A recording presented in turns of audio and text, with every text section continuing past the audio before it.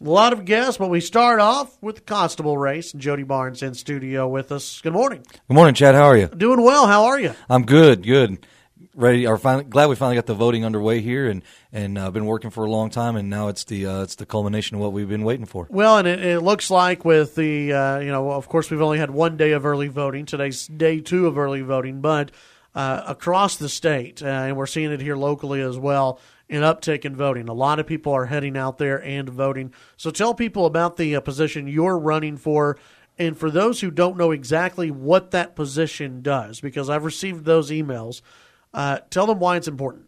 Okay, constables are Texas peace officers that can do anything that any other peace officer can do. They're primarily charged with taking care of the duties of the justice of the peace court, any warrants, civil papers, writs, anything like that comes from the judge, bailiffing the court, doing those types of things is what the constables are responsible for.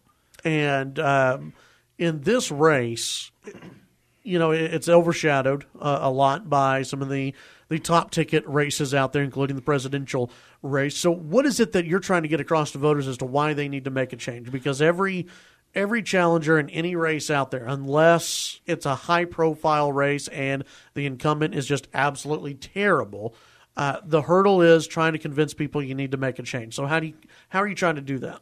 We're just going out and visiting with people there in their neighborhoods and talking to them and just explaining to them the issues that we have.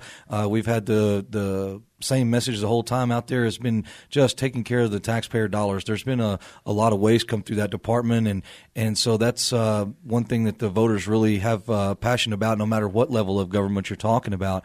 And constables, even though we don't have a vote on how much money to allocate or where it goes or whatever, we can take care of the money that's given to us. And if you don't, then you're just as much of a waste as somebody who casts a bad vote for allocation of taxpayer funds or anything like that. Are there examples in this race where that's the case for the incumbent? Absolutely. I had known about this pardon me, this issue for a while. Just hadn't been able to find the exact article on it or anything in the commissioner's court meetings, but I found it the other day. It was August of 2008 is when my opponent was appointed to the position, and that year the commissioner's court gave the constables a raise across the board.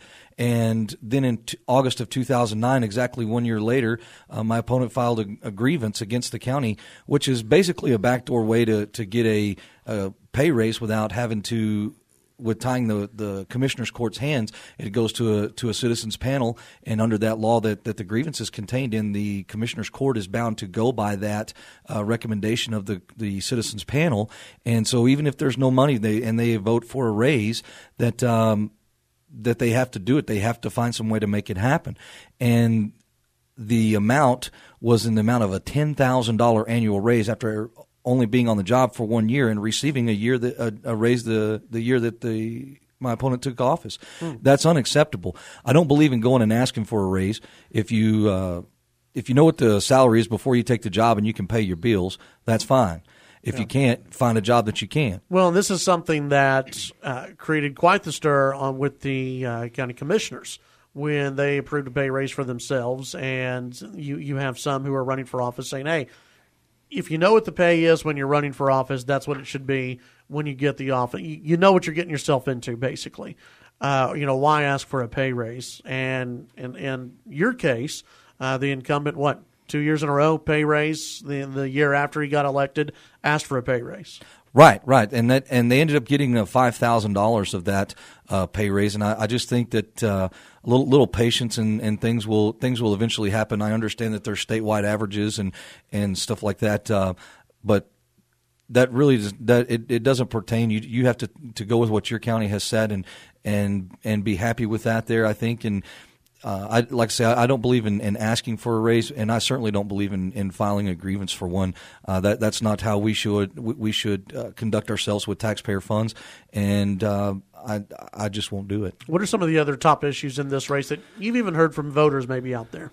Voters, a lot of the voters really don't even know what the office of the constable is. Yeah. So we talk about that, and I would say probably better than 90% of the voters don't even know who our constable is. Mm-hmm. And so I think it's important that one thing we keep talking about is a community policing that we talked about last time, and making yourself available inside the community so that you're not there just once every 4 years asking for a vote. You know, it's more important you have to be more involved than just there every 4 years asking for a vote.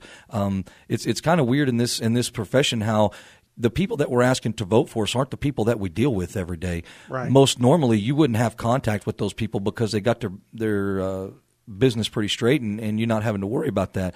So you have to really make an extra effort to get out there and meet those people. And when you're dealing with the presidential race, and we've got the a couple of little things going on in the HD19 race and 84 there and stuff like that, we get completely swallowed up in that, and so the only way to do that is to go and meet the voter. Jody, in about a minute or so, tell folks why they need to number one, vote in this election and vote for you for constable. It's always important to vote in the election. Just that's one of the rights that we have there, and I fully believe in taking advantage of them so that you don't lose them. My campaign strong on the tax issue, and I've got a lot of experience in public safety work and everything like that. And you know, one of the ones, the main things this year we've had, this week we've had a big event happen with my campaign. We were endorsed by Pratt on Texas. I was extremely proud of that. I've been waiting kind of with bated breath whenever he's going to put those out. And when I got it this weekend, that was a really neat deal, and really proud of that. And so I'm out there representing that well, and just working hard and doing a good job, and trying to do a good job of getting the voters educated about myself, about the race, the issues going on.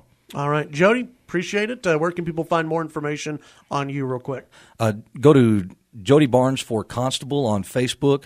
We got a commercial on there, and I've written several articles on the community policing. I've written articles on the AJ article on the pay raises there, and so I've got several other articles on just protecting the Second Amendment rights, and a couple three articles there. So go there and read them. You get a really good insight as to what I'm about, and I would appreciate your vote. It's open now, and early voting is, and it had a huge turnout yesterday. We were looking at the numbers. I think it's about double from last primary election. So it's huge turnout numbers, and so I'd appreciate a vote for Lubbock County Constable Precinct 2. All right, Jody Barnes, appreciate your time today.